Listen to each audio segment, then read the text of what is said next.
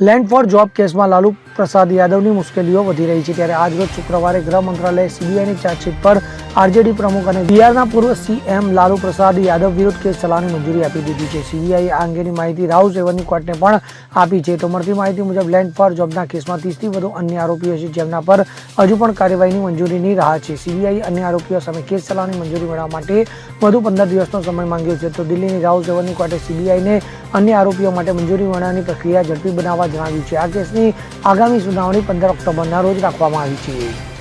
Bureau report CN24 news. હવે જુઓ દેશ દુનિયાની તમામ ખબરો તમારી આંગળીના ટેરવે।